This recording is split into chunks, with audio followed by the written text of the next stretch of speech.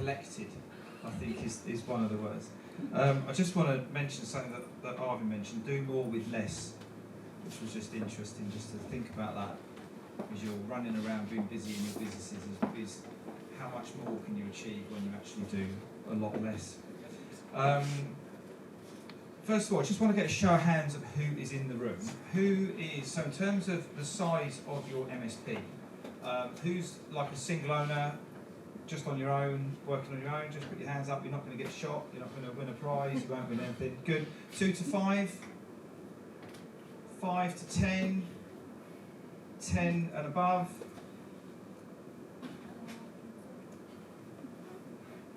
Oh no. We've got the hard ones. No, that's absolutely fine. No, it's really interesting just to see who's in the room. The one thing that we're going to run through today is we're going to talk about the winding road to 7 figures. But what I want you guys to really think about is why are you here today, and what's the one thing that's going to make this a really good use of your time. We have got, I'm not going to add it up, a lot of experience here. We've got a lot of experience with everybody in the room and the different keynotes throughout today. And don't waste this opportunity to ask a question, to pull someone aside, to have a coffee. I work with MSP business owners all day long with my partner Stuart Warwick, who's going to pop along later on, helping them with the non-technical side of things, helping them grow their businesses. And it's all about helping people build confidence, helping people to understand that if something's a little bit scary, how do we move that to the next bit where it's a little bit more comfortable. And these guys here have all gone through that journey, multi-7-figure businesses in here, some of the great minds in terms of, I'll trip over this thing in a minute, great minds of helping and supporting MSP. So I really want you guys to have a good think. I'm going to ask a question at the end just about what questions have you got for this panel. Feel free to put your hands up as we kind of go through. But we're going to really be delving into their brains today and helping you understand that journey as you go through multi-6 into 7, what it feels like, what you do want to do, what you don't want to do, and we can work it through from there. So let's introduce the panel. I'm going to get them to introduce themselves. I'll probably say something wrong. I'm embarrassed. Now, Mark and Tracy, when we were talking earlier on, you couldn't make the call last week. There was a bit about tell us something that no one in this room knows about you. So, Mark, first, no, I'm going to give you a couple to tell something about Tracy that nobody knows. Yeah, well, why don't you do the other way? Tracy, you can tell something about Mark, and Mark, if you tell something about Tracy. So, I'm going to start off with these guys, and then we're going to come to you at the end so you can get a little bit of a thought.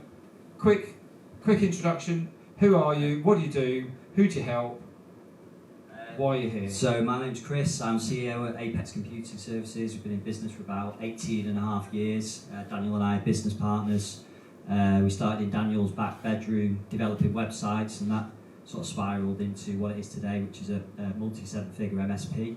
We've got loads of experiences that we can share with you today, so looking forward to doing that both as part of this panel and perhaps after it if you grab us outside in the corridor. Does mine? Oh, yeah, it does work. So yeah, just to ditto, me and Chris have grown the business together. We support about 4,500 endpoints now. Really just kind of developed more into MSP model in the last couple of years. We were block hour retainer in the majority until recently, which has been a real journey. Just looking forward to sharing with you more about what we've done recently to encourage growth in the business. My name is Mark Copeland. I'm not an MSP owner, but I've been working in the channel since 2010. I founded a business called Customer Thermometer, which involved dealing with hundreds of MSPs. I exited that business in 2018, and since then I've written one of Richard Tubbs' favourite 4 books. I've also written another book called MSP Secrets Revealed, which some of you may have come across, episode 2 coming soon. And I spend most of my time working with MSPs from a customer experience perspective, both online and also within their help desk as well through the Help Desk Canvas program. And what's the thing that people don't know? Do you know what? I was just going to call them back out on that. Put the microphone back this way because you've all forgotten to mention. No, we'll do that bit at the end. But thank you, Tracy, for reminding Mark that you forgot the embarrassing thing. That no one. Well, no, but they'll be coming back to it in a minute. It gives me longer to think about it. So my name is Tracy Pound. I've been in the tech industry for 37 years. So I started work in 1984 when the IBM PC had just come out with its 4.77 megahertz processor. a long way we've come since those days. And I've had my own business, my own IT business since 2000. I also co-own an insurance brokerage. I've recently started up a cyber consultancy company with some colleagues of mine, and I chair the CompTIA board of directors. And you think you lot are busy? I'm not entirely sure I can follow that, but I'll do my best. My name's Perry Ashby. I run a London-based MSP called Urban Network. Been running that since 2002, so been in the game for quite a while.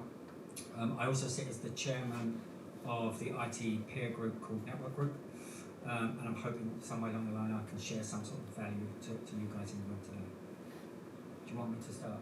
Yeah, go for it. Go on. Let's go for it. Thank you, Perry. Okay, all right. So something that very few people know about me. In another life, I used to run and promote nightclubs in and around the London area.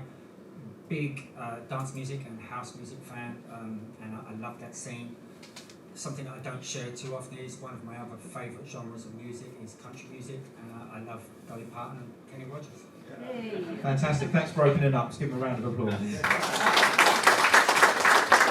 You wait till we get to the end here. This is going to be great. That's a fantastic fact. Mine is a little bit different. So I worked with and was on television with Sir Clive Sinclair many years ago when he developed his electric bike, which was called the Zyke, which not many people will remember. It wasn't a very big hit. It was an interesting journey. Excellent. Thank you. I used to be a DJ, Perry. Anyway, that's not it. My thing. I actually was diagnosed with a very rare form of leukemia when I was 27. It's the spoiler alert is it ended well. Okay, I'm still here today. But what it did, it really has helped to form me, if I'm honest. I truly believe life isn't a rehearsal, and I genuinely, cheesy alert, but I genuinely try to make the most of every day. When you have a moment like that in your life, it really does help you to think, and I've used it to my advantage. Now I've reached the ripe old age of 29. I'm not very sure. I didn't actually think you were serious about this question, so I didn't give it much thought. But I suppose something that I'm really interested in that's outside of this remit is I really enjoy growing vegetables. I've had an allotment for a number of years and I'm quite passionate about that. So outside of IT, enjoy working with my hands. And Excellent. Thanks, Daniel. I've got a very unhealthy relationship with stationery. I probably spend, I'm not joking, I've not told anyone this before. Spend quite a lot of money every month on various different pens and pencils and stuff. Got them coming out my ears. My bag is full of pencils. I'll get them out later and show you all. I'm definitely serious. That's brilliant. Well done, guys. I was waiting for that. So my one, it's only because you're the host you get away with it. And I was thinking, maybe I should say something. I got kicked out of a choir when I was quite young. My mum and dad were not very happy about this. I just lost interest in it and was asked to leave. I think it was the first time I've been sacked from anything. Interesting experience, but it was great because I didn't have to worry about going to church 3 times a week after that. But anyway, thank you for that, guys. And the panel here today are going to be as open and honest as they will be, because that's why we've kind of spoken to these guys about coming on. We talk a lot about the MSP journey as we're working through the channel, starting off as a one-man band, you're a bottleneck, everything's going on, then all of a sudden someone asks you to fix more computers and there's 2 of you, 3 of you, 4 of you, and then hang on a minute, maybe we need to do some marketing, and then before you know it, you're where these guys are, 15, 20 staff, and you're thinking, how on earth did I get here? So we're going to talk about the journey, the road, and how to get, Richard mentioned it, about breaking that 750 to 1 million, and how do you get all the way through it. Now there is, the longer you're in business as an MSP, the kind of more successful you're going to be. You kind of get that because you're going to get more referrals and it's going to go on. But is this not actually about enjoying what you're doing, having time off, going away with the family, and enjoying the business rather than being stressed? So let's talk about breaking through the multi-6 to the 7 figures. And I'm going to come to Chris and Daniel first. 20 years in business. Congratulations on your marriage. It's been a tough session. Yeah, both grab the mic there from. As you were coming up, as you were coming through and you were, physically going through the multi-six-figure barrier and you were heading towards that seven-figure, there must have been a moment when you've gone, do you know what? I think next year we're going to do it. I think we're going to do it. What did the business feel like then? What was it? What does it? What was the? Yeah, that's the question. What does it feel like? Well, I think something Richard said before really stuck with me about working with vendors. I don't remember it feeling like that. It just happened, and I think one of the big changes was working with the vendors closely. So there was a point where, it's probably 10 years ago, we were, I think, a bronze or a silver partner. We had an action pack with Microsoft, and obviously partners change and evolve. And Tech Data at the time were working really closely with us, and they put us on I think it was an optimised program or something they were doing, a fast track program, and helped us to become a Microsoft Gold partner. And part of that was investing in our staff, in training, helping us work through those competencies, and it really brought an energy to the business. It made us feel really special. We're a small company, 5-6 people at that point, and having a vendor invest in you and help you on that journey is huge. And that was a real kick-off point. So I'd encourage any of you that starting off or a 5-6 user business, get the vendors working with you to invest in your company, invest in your staff, invest in your stack and your offering, and from that, following on from getting support from the vendors. We've been very good at working with external people, maybe experts, to come in and help us what we need to achieve and not reinvent the wheel. So Chris Timms here today, absolutely fundamental, working with Chris and I on getting the billing processes working right. We're working with Ian at the moment, so don't reinvent the wheel, bring in external help. We don't have all the answers. We've always been very good at getting people to help us. Yeah, I think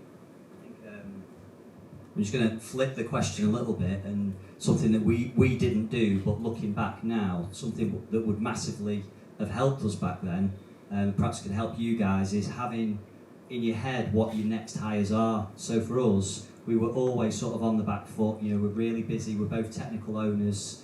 You know how it is. You get to your 5, 6, 7, 8 staff, and then you need another person because you brought on new customers and you haven't got that new person. So then you have to hire them. And this sort of process, it might take you 3 months or so. So one of the biggest bits of advice that we didn't do, that perhaps you can learn from, is have those next hires in your head. And it might be 2 more techs, it might be a service desk manager, it might be a marketing manager, it might be something else. But if you have those next 5 hires in your head and ready to go, you're going to be ahead of it. So when you do get that growth come in, or you do have to onboard those 2 customers at the same time, you've already got the staff ready to be able to take that work on. So that was one of the big things that perhaps limited us at the time. So maybe that can help you. And if you've got to, everyone's sitting in their heads now going, okay, so I want to get my next 5 hires. How do I decide which ones they are? Good question, Mark. Well, Perry, here we go, starting already. Move it down. I tell you what, I'll pass it on to Perry, but just could you give me a bit more volume on here, please? Or not? Is it okay? That's great. A top tip: I work with a company down in Farnborough, and desperate for staff. We all know how hard it is to hire. And we did something very simple on their site, and that was you post the jobs you're looking for potentially. But what's also great is to have create your own job description on your site permanently. So you just allow people, potential candidates, who may or may not fit the roles that you're currently advertising, to at least add their details, to put a little blurb in about themselves, upload their CV, and keep it, because you never know when you might need it. But sometimes if you're so specific with what you're advertising for, people look at it and go, well, that's not me, so they walk away. So really encourage you, create your own job description, leave it there permanently under a little careers button on your site. That could really stand you good. Constantly recruit them. Constantly recruit. Perry, just jump back to the question just about yourself coming up through the 6 figures. Now, you just had a big shift change in your business, haven't you? Over the last couple of weeks, I think, isn't it? Confidential, yes. Okay, so we won't mention that. Okay, moving on to the next question. Inside leg measurement. No. I'll tell you that happily. No, are you all right with that? No, yeah, no. We have. We've just completed a merger, so yeah, okay. we've jumped fairly significantly, nearly doubled the business. So anybody wants to talk anything about M&A, coming from the MSP's point of view, come and talk to Perry. But when you were getting up to the 750 in the existing business and you were moving forward, did that feel similar to these guys, or was it like a train where you're just crackling along on this. I think that, I mean, I've only met Chris last week on the prep call for this, and our journeys are very, very similar, right? And if I'm honest with you, many people in the room, whatever stage you are, you will follow that path. And the main reason you follow that path is you come from a technical background. So you deliver technical solutions all the way, and that's the reason you started this business. You felt that you can fill that space that isn't happening in your area somewhere. So you will always come at this from a technical perspective. What you need to do quite early is understand that that's not what pays the bills. Doing the job absolutely does, but you need to plan. That's what we're talking about, hires. You need to plan. Those next hires aren't just, I've taken on an extra 200 seats, okay, 200 people across multiple clients, or 150, whatever that may be, and you need an extra person there. There's a support team that needs to be around that to help you continue. And your plan, there's nothing wrong with you running a lifestyle business. Don't let anyone in the room or outside the room tell you that that's a problem and you should always be thinking about an exit. Yes, there should be a plan there somewhere, but there's no problem running a lifestyle business in the short term in your journey, okay? Enjoy the ride. It's going to be bumpy, without a doubt. The number from 750 to $1 million, I think it's the hardest journey that you're going to make. Between 5 and 7 people in your team is around that sort of turnover, depending on what market you're in. Making that change is where you as the owner are going to have to step out of that business. Okay, you're going to have to start delegating and trusting the people around you and not being involved in every single project, every single touch point. That's the hardest thing that any of you are going to manage as an owner manager coming through that process. So if you're below that, start making that plan out. Understand that that is going to be your journey. If you don't take those steps and step out of that business and delegate some of those roles, you're going to stay at 750. Okay, which is fine. There's nothing wrong with that. The growth, you don't always have to grow if you can maintain, and that's a lifestyle business that's well worthwhile. Okay, don't feel that that's a failure because there's a lot of pressure outside saying you must double up, you must get to an exit. When are you exiting? That's not everyone's plan. Everyone's plan is to pay the bills sometimes, okay, and be happy and have a lifestyle balance as well. There's nothing wrong with that. Okay, so but just if you do want to grow and you want to push to this road to $1 million. That doesn't include having 100% techs in your business and you running it. It simply won't wash that way. You will need people around you. And it may be you outsource the way Richard's speaking about it, but you will need a support team around you. So think that in your plan. And plan and budget. Don't stick your finger in the air and hope. And it is about planning. Thanks, Pro. It is about planning. And planning is boring. Maybe it was. We'll find out in a minute. I don't know. That, and planning can be boring, but as I've mentioned many times, you're never going to fly a plane, go on holiday, or build a house unless you've got a plan. And that's the same with the business. It doesn't necessarily mean to say that you're going to exit. Tracy's got a massive experience of all different types of businesses, CompTIA, all the other things you were mentioning. Planning, strategy, how boring, but how important is this to get... It's not boring. It can be boring, can't it? It can if you do it the wrong way. You can make strategy really fun because it should be something that you involve your whole business in. And it's a journey that you're taking all of your staff on. It's not just you, it is the whole of your organisation that you're taking on that journey.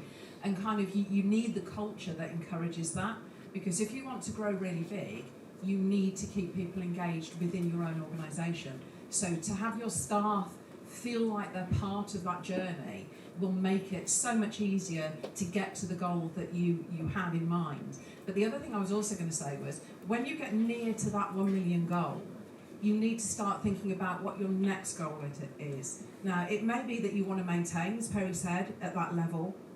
It may be that you want to grow. If you want to grow, you need to have that plan in place, at least half formed by the time you get to 1 million. Because the tendency is you get there and you sit back and you go, great, we've done it. We're here, aren't we good? And in that space, in that breathing space, everybody relaxes to the point at which they think, well, we don't have to do anything different. We'll just do what we've always done. But you can't do that. A business by its very nature, a 5 million business is very, very different to a £1 million business. The infrastructure is different, the communication is different, the reporting is different, how you run it is different. So you've got to think in a different way in order to be a different company. So if you start that planning before you get to the 1 million mark, then you won't miss a beat, you'll be on to the next thing. And I think, thanks Tracy, and I think the other thing as well, Richard was talking earlier on about marketing. Everything you're doing today, all the effort, all the hard work, all the blood, sweat and tears, you're not going to realise it for another at least 3 to 4 months anyway. And if you then go and plateau and you get to 1 million and you sit there and you go, oh, this is great, we've got there, and you stop, you're just going to plateau for even longer. And this is, again, engaging your team, involving them in it. It's a bit awkward, but sometimes maybe asking your team, what are we missing off? What could we be doing better? Right? You don't have to ask for their permission, but it's around how to build them in. And this is now about leadership, isn't it? So just coming to you guys around leadership. We've got the good old term management and leadership, employee engagement, and all of these really awkward things. Richard mentioned walking into the room, all getting a little bit organised, all getting a little bit awkward meetings with people you haven't met before. Guys, you've come such a long way. Even before, I think you'd met us around the leadership side of things. Top tips to helping you get out your own way, because that's what it's kind of all about, isn't it? Getting out your own way and realising you've got to change gear, you've got to move further forwards and start to let some of that technical work be done by others and be happy about it. Yeah, I think it is really important to know when to let go of things. It's really, as business owners, as you guys are, it's really, you want to understand everything. You want to do every client meeting yourself. You probably end up doing all the quoting yourself. I think the most important thing is, as you start to take on more staff, you get to a point where you just can't do that. And I think, like some other people have alluded to, the chances are you're at this fork in the road, and you're either going to go to burnout because you can't have your hands in all the different pies and everything that's going on in your business, or you've got to get that trust with the staff or the team that you're building and delegate some of that responsibility. I personally found it really hard to relinquish some responsibility to the staff. But I had a lot of help from, again, external sources, and one of the biggest things for me was that you can give responsibility to your staff and trust them, and then you can verify that they are doing what you anticipated that they would do. I think I've actually nicked that from Richard Tubbs' latest podcast. But the key concept is that you can trust your staff, but it's okay to check on them. It's okay to have those checks and balances to make sure that they are actually doing what you need them to do. But a big thing definitely is the whole trust piece, and trusting your staff so that you can step away from the day-to-day of the business so that you can work on the business. That's a big thing for me. Anything for you, Daniel? I suppose really just as we hit that mark, we were starting to develop out a senior leadership team. So if any of you are at that point now thinking of delegating and what you want that to look like, we kind of made our dream team, and we promoted from within, which was really great because you might have people that have been very loyal to you and maybe want growth. But equally, you're not bringing in anybody that's maybe an expert. These people aren't maybe better than we are at the position, and that's been a real challenge for us.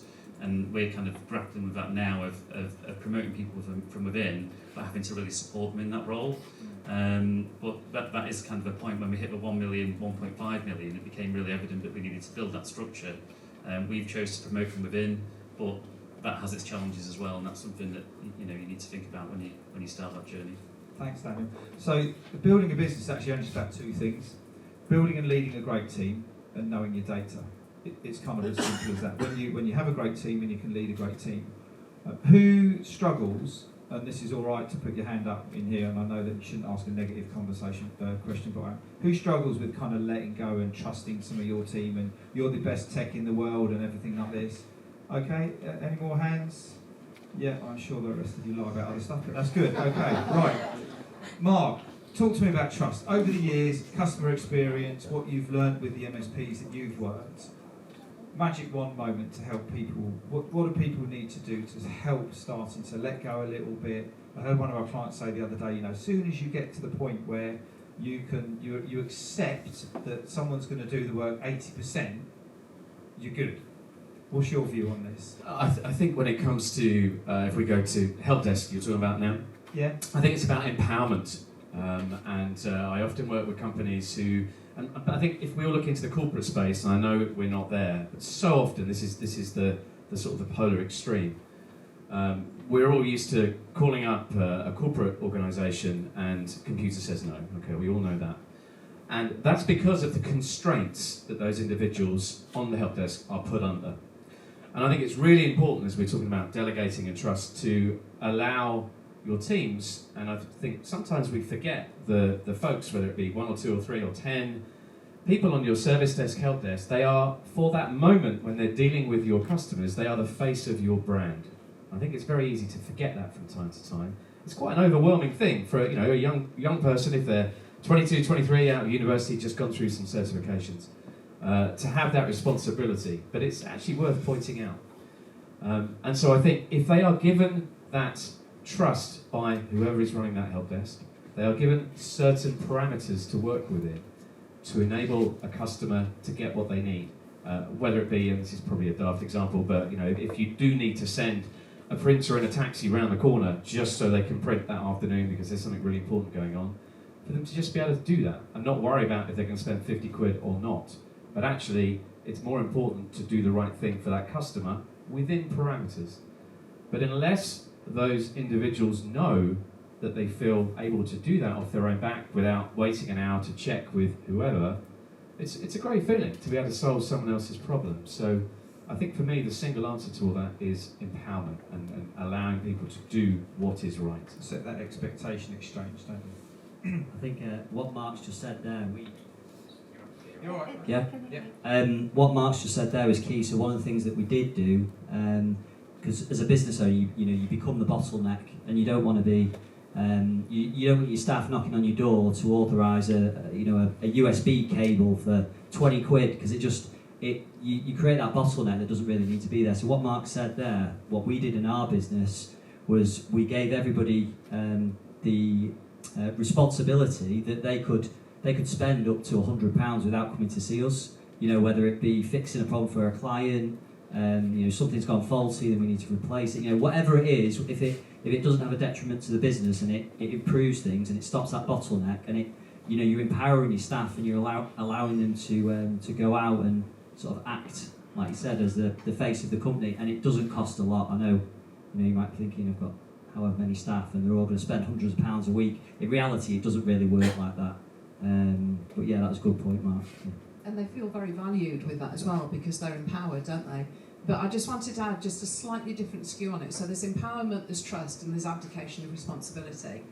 And when you have a small business that you're trying to grow, if you outsource things like your bookkeeping, for example, you need, as a business owner, to still understand the results of the figures that bookkeeper is keeping. And I've seen clients of mine where they haven't done that, and the result has been fraud.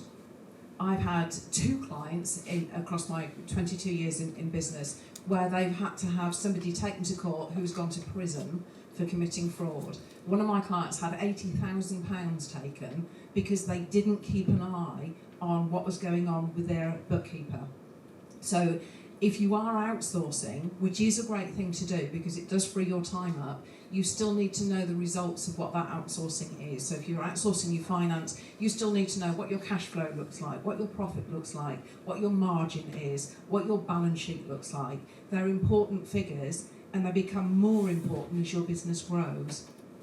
Thanks, Tracy. And that was exactly queued up nicely about the data and understanding what the data is. Whether it be KPIs, we're not talking about hundreds and hundreds of lines of items. It's just what's the key things that's going to make your business tick. Perry, bottlenecks. You must have been through. I'm not sure why I said this, but I'm just going to go with it because I reckon that removing the bottlenecks as you've grown through the business, and now you've got other challenges as you've got coming ahead. Top tips for getting out your own way. It comes to what's said at the panel already. The delegation of tasks has to happen. If you don't, I think you coined the phrase of getting out your own way. If you don't do that, you're in trouble, certainly. And I'm still not very good at doing that, if I'm honest with you. The process that we put in a network group actually around trust and responsibility is understanding, not that your team are going to do it wrong, they're going to do it differently, okay? They're not going to do it, you'll get to the same result. They're just going to do it differently, not the way that you perceive is the way to deliver that task. We put a system in, so I'm a big fan of using consultants, people that are more intelligent than you to advise you in one way or another. So I would strongly advise that you seek these people out, even if it's just in peer communities like the Tech Tribe or Network Group.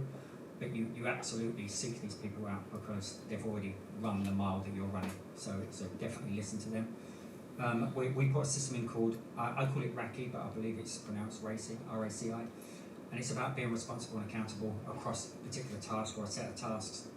And it really gives structure to people on where they're going and what they need to do. It can pretty much replace it. That was our goal, and it's transformational night and day between the 6 to 8 months that we done that process to where we are now.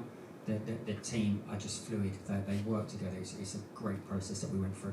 And the vision and value as well. That's really important. I think you're in this room today to learn about things to help you grow and scale towards your million. And your team are there as well. Contrary to popular belief, your team won't wake up this morning and go, great, I want to earn 100 whatever it is pounds today. They want to win, they want to fix, they want to get on the help desk, they want to solve problems. And that's not about money.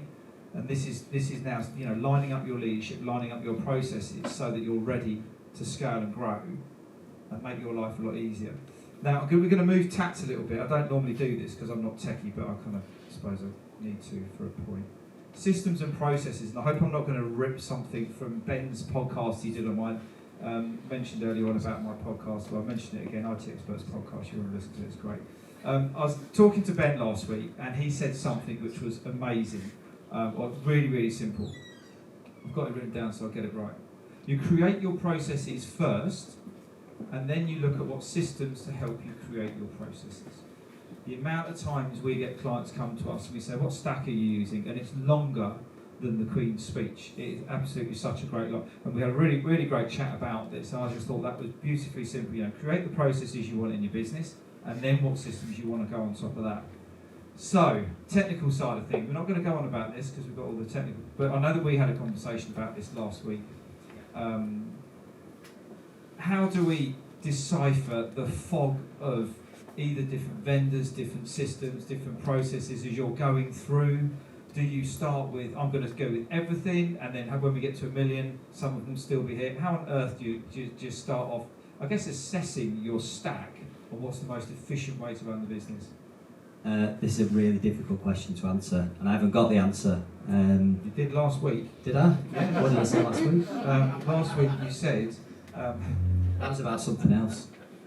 No, it wasn't. But on a serious note, I think the hardest thing in our industry is there's always a new piece of software, there's always a new PSA, and it might be better, it might not be better, but there's always something new. And I think in the early days, it creates that brain fog because you're constantly looking at what the next new thing is, rather than settling on what you've chosen and sticking with it for a period of time. I mean, you would only want to swap out a program if it's going to make a fundamental difference to the way that you work. So I think, again, trying to draw on past experiences, my advice would be you do your assessment, you stick to those systems that you've chosen, and don't keep going out and wanting to switch it up every other year or every other week, because it's a lot of time and effort to switch out systems. So it's always good to keep your finger on the pulse, know what other PSAs are out there, know what other security tools are out there. But once you've decided on what your stack should be, you should be, I would strongly recommend that you focus on it for a certain amount of time and not be distracted left, right and centre by the next new thing. Sometimes it is genuinely the next new thing, and more often than not, it is just a distraction from what you've already got. And as business owners, you don't want to be distracted by things like that. You want to be focused on running your business, planning your business, designing your values and your strategy and everything like that. So that's what I would say. Perry, what's your take on the stack shiny ball syndrome, which we'll I hate that word stack, I must admit. We've adopted that somewhere along the line, haven't we? So I don't have a podcast to talk about it. You can come on mine, Perry, if you want. It's the IT. What is it, Ian? But I've certainly done some presentations around the next shiny thing, the next new tool that you need to buy, and I've certainly been a victim of those tools and bought many of them throughout my period of my career. I have one piece of advice, and that's don't buy with emotion with any of these. If you're at any event, any workshop, event, webinars, workshops, and there's a special offer on for that particular product or service, and you think, look, it doesn't fit what I need right now, but 10% of it does, and it's such a great deal, I need to do it. Walk away from it. Okay, understand if you do need it, only buy a tool when you need it, when you truly need it, and make sure it solves more than 10% of any problem that you're trying to achieve, that deal will always be there, without a doubt. Okay, if you come back to them a month later and show interest in it, you will be able to get any deal that you saw at an event the month previous. So one comment from me, a golden nugget that we like to talk in network group around: please walk away with something. Don't buy with emotion at all. Socks are quite good, aren't they? A lot of vendors are putting out socks at the minute. ConnectWise, Datto, other people are available, but lots of socks. We're collecting socks. Tracy, completely random. Tracy, you must talk to so many different people about so many technical issues that they've got across the board. What words of wisdom have you got to try and help people decipher, where do they need to go with this? Because I guess most people probably don't ask for help, they just go off and they're away with it. I get that with my clients. They sort of, one person mentions a new piece of software and they're all on there Googling it. I'm going, stop, you don't need that, How do we try and create some clarity and clear this fog that Chris was talking about? Yeah, it's really difficult, isn't it? Because people are very emotionally led, and that's the main way that people do make those decisions, whether it's right or wrong. I think one of the overriding factors is, what is it that you're trying to achieve in your business? What's the problem that you've got that you're trying to solve? And if you always keep the end in mind and measure against that, you become a little bit more objective, a little bit less subjective. But don't go with the first choice that you're given, because that's not a choice, that's just one. So try and find 2 or 3 or 4 different variants of whatever that solution is, and compare them properly against each other. But you do have to start with the end in mind. You need to know, well, what's it going to solve for me? And when we're talking to our clients, that's what we're talking to our end users about. It's how can we help you in your business with a technology solution? So that's exactly the advice we should take ourselves, and the approach we should take when we're looking at investing in systems and infrastructure in our own companies. Why are we doing it? What's the reason for it? And if there isn't an overriding business reason, then don't do it. Now, sometimes it'll be financially led, but not always. It could be that you're looking for growth, so you need to invest in something that's a little bit more than you would want at this time. Like Perry said earlier, you're designing your business for the future. So look at where your pain point is, look at what the solutions are that sit around it, look at where you're trying to grow your business. So is the solution going to be future-proof for you? And we can't future-proof massively in our industry because it just changes too much. But you can do a little bit of it. So you can look a little bit further out and see whether the solutions are going to last for longer and give you that return on investment. Back to the data again. I don't have much to add to this, other than to say one of my favourite authors or business people I follow is a guy called Jason Fried, who runs 37 Signals or Basecamp. I'm sure some of you would have come across. In one of his books, he has a chapter called Embrace Your Constraints. And it's one of the things I picked up on about 10 years ago. It applies to time, it applies to the amount of money you've got in the bank. I think if we apply it to software, if you go into choosing a piece of software, accepting the fact there will always be a compromise, it will never be perfect, it will never do everything you need it to do, your life will become so much easier if you embrace that. Okay? The perfect solution is never out there, so go into it with eyes wide open, accept it won't be perfect, but make that decision.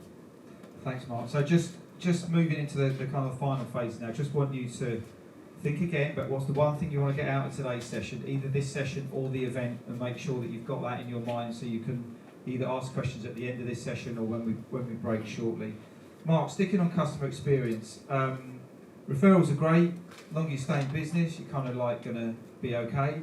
But how do we really create an amazing experience which will either reduce your attrition if you do have an attrition, or more importantly, enhance the experience to your clients? I know I'm asking you now to kind of like distill your book. Did you write a book? I can't remember now. Well, you'd go and talk to Paul Green. I mean, that's what you would do. Paul's written loads, surely, when it comes to all this sort of stuff. Some thoughts. If we keep that 1 million in mind, a lot of the MSPs I work with, I hear from and talk to over the last 10 years or so, I hear a lot is our business relies on referrals, and that's fantastic. I love that. But there comes a point where referrals isn't enough. It cannot be the only mechanism to get you to that next stage. You have to build that marketing engine. And you can do that in a number of ways, and I don't want to steal Paul's thunder. I know he'll talk about some of that stuff today, I'm sure he will. But when it comes to nurturing existing customers, typically, I think most MSPs can do better at that. We can get more referrals, recommendations through the act of reviews. Okay, there's so many MSPs, when I review their websites and the like, they're public-facing reviews, and when you Google your company name, take a look at your Google business profile on the right-hand side. Has it got 1 or 2 or 3 reviews, 5-star reviews maybe? Has it got none? If you've been in business for 10 years, it should have 30, 40, 50, 100. And that tiny little glance from a potential prospect is huge when you start to see that. It gives you a real reputation. And I think we miss a trick when it comes to nurturing our existing customers and asking them, would you mind? I don't think we've got much time left, but one little piece of advice, it is taken from the book as it happens.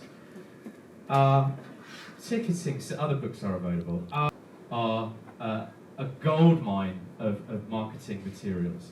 Yet so often it's locked away forever. So what I mean by that is if you have an engineer that's got a thread going on with a customer, the customer says at the end of it, wow, you guys are fantastic. You have saved my bacon today. You've done some fantastic work. Thank you so much.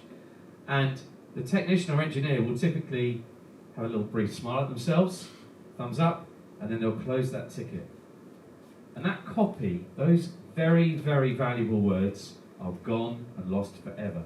So, one of the things you could do tomorrow is train your technicians to think about the words coming back from a customer. If they see something amazing, have a very, very simple process in place to snip out those words, give them to someone else in the team, get them approved by the client, or more importantly, ask that client to leave that public Google review, and then you can use those words on your site. So it's a very, very small way of starting to bolster your public reputation, which in turn, we haven't got time to go through everything, but in turn will help bring in those additional sales and get your reputation up the ladder. Guys, I knew that when you were saying that, somebody that I'd spoken to recently had done just that. Daniel. Our growth is really just off Google. It's not really off referrals, and we've grown really well from it. And it is mainly off having a really good presence on the Google Local Business Finder, landing pages, and having good reviews. So if our engineer has done a good job for a customer and they get the feeling on the call, the customer's very happy, they send a short link to the customer to leave a Google review. And the engineer even says, if you're happy and you leave a review, I'll get recognition from a manager, please could you do that?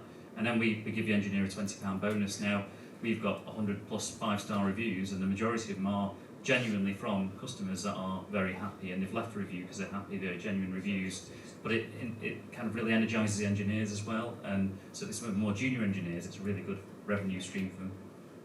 And sorry Chris, but just one of the ways that you can really facilitate that, we all see our desktops for many, many hours of the day. Just put together a very, very simple desktop wallpaper, a few words on it, gentle reminder, ask your customer for a Google review. If you want one of these, email me, I'll send it to you, because they really, really do work. So it's a bit loud. So this is a bit more technical, but one of the things that we employed it's about 2 to 3 years ago is, like, I know, Mark, you're from Customer Thermometer, aren't you, in the past? There are other ones available. Yeah. We don't use Customer Thermometer, we use another one called SimpleSat, but the idea is the same. Every single ticket that goes out, you get that happy face, sad face, neutral face, however you want to customise it, and you get that feedback, and typically we'll also allow the customer to put a comment in as well. So what we do is we're heavily focused on teams internally. We have different channels for different departments. We've got a channel specifically for engineer shout-outs. So if any of the engineers complete a ticket, customers provide the feedback, it goes straight into a channel where all of the other engineers can see, and it creates like a really nice buzz about the place. But alluding to what Mark's saying, you can then use that channel to take where people have actually left a nice comment and call them up. Can we put it on the website? Can you leave us a Google review? There's various different things that you can do. So that's a really practical way that you could implement one of these things. And it's about bringing back one of Richard's themes earlier, it's about being consistent. This is about doing things regularly. If you can set yourself a target of doing this, trying to grab 2, 3, 4 Google reviews a month, fantastic. Before you know, at the end of the year, you've got 30, 40, 50. But don't try and spam your customers in one go, because if you suddenly get 100 Google reviews, that will violate Google terms and it will be taken down. I've heard that happening before, it's not good. So drip feed. Thanks, guys. So we're just coming to the last section now. What do you guys want to ask these experts here about whether they're growing, how they're working, what they're doing, any productivity or any technical hacks or anything like that? What questions have we got? One at the front. Thank you. It's been extremely insightful. So I'm on a 5-year plan. I'm supposed to be getting to $1 million in 4 years. What do you think I should be focusing on to achieve that goal? Woohoo! Thanks, Mark. We'll be finished about 6 o'clock tonight. Great question. Thanks.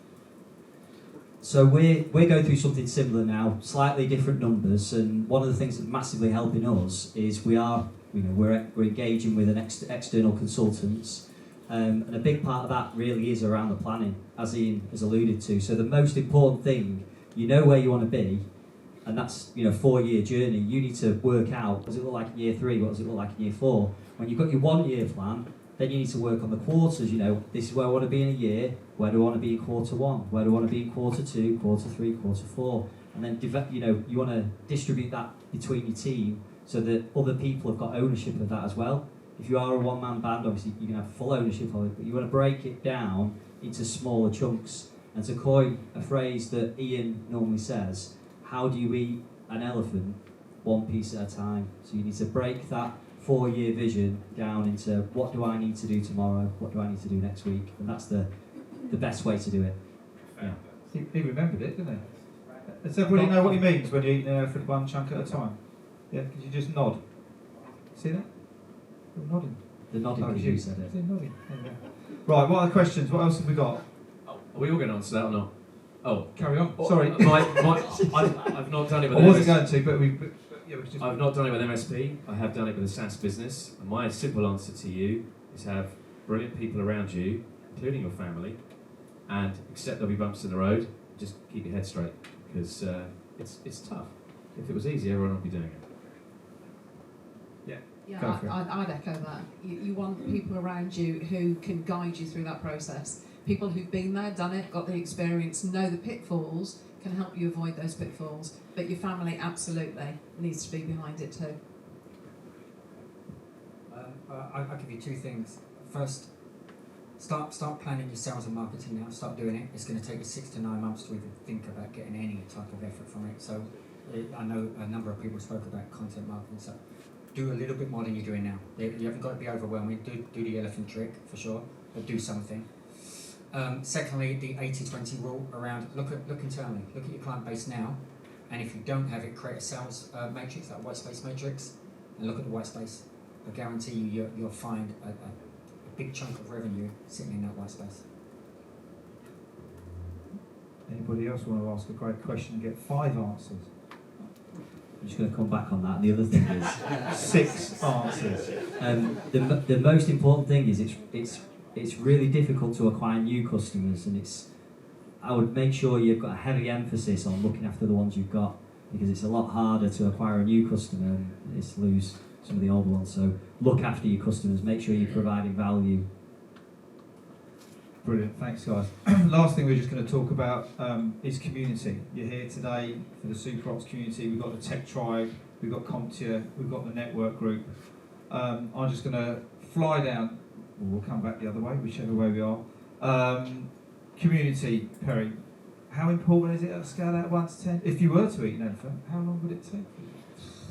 A long time. Community is everything. Having people around you to share the conversations, to share the problems, to share the wins. If you're not part of any community, find one that suits you and stick with it. They'll absolutely help you succeed. That's brilliant, thank you. Yeah, it can be a very lonely place, I think, running your own business sometimes. and you're kind of separated from the people that work for you because they're not invested in the outcome in the same way that you are, because they don't own that business, they didn't set it up. So to find a community of people who are like-minded really, really does help. It'll help your mental health, it'll help your business growth. You'll find that people are behind you, people are in front of you, people are at the same level as you. So it's great from just learning and seeing what's going on in your own industry. So, you know, it's been invaluable for me, completely invaluable. And you never know where you end up. Before getting involved in this brilliant industry, I built up and sold a couple of marketing agencies. Clients used to ask marketing companies to work together. It was the funniest thing. It never, ever, ever happened. And since 2010, 2012, since I got involved here, I've been constantly gobsmacked the way MSPs in the same town who are competitors will work together. It blows my mind. And it's just crazy not to take advantage of all the different communities going on, including the SuperOps one, can I also say. I was just going to say, again, the MSP community is really friendly. We've made a lot of relationships with MSPs back in the day at vendor events. Things have now moved on a bit with Tech Tribe, so it's quite easy to meet like-minded MSP owners. But we have probably 5 core other MSPs that we work closely with, and it's so good to be able to pick up a phone to the business owner and say, this is a challenge we've got, what have you done? And compare against the other 5, and then make a decision on what's right for your company. And you're not reinventing the wheel every time. I think that's really important, that you're not kind of trying to solve these problems yourself, like I said about getting external experts in, but equally, you know, engage with the community, and Tech Tribe's a good way to do that. I think just quickly before we go to you, Chris, something you mentioned, and Tracy as well, 3 points of validation. If someone tells you to go and do something, don't just go and do it. I saw Mark Copeman trying to jump through one of those things, looking at the view earlier on, I have a photograph to prove it. Just because marketing's working in a certain way for one MSP, don't just go and tilt your whole business based on what one other person says. Go and validate that with someone else. And someone always told me, try and get 3. And if you get 3 people saying the same thing, to go back to Tracy's point earlier, then look at how that's going to work in your business. It's really easy to get, again, shiny ball syndrome in business growth. Oh, quick, go and do this, quick, go and do that. Just get that validation. Final words, Chris. I think you've obviously all taken the time out of your businesses to come down today and, you know, to listen to all this great content and everything that's been put on. I think the best thing that you can do is, whoever's sat next to you, swap details, you know, give each other a call next week, because you're all business owners, you're all in the same game, and you can help each other. Going back to Ian's question, you know, community really is everything. You probably will get there without community, but with the communities that are available in our industry, you're going to get there a hell of a lot faster. Fantastic. Guys, thank you ever so much for your time this afternoon.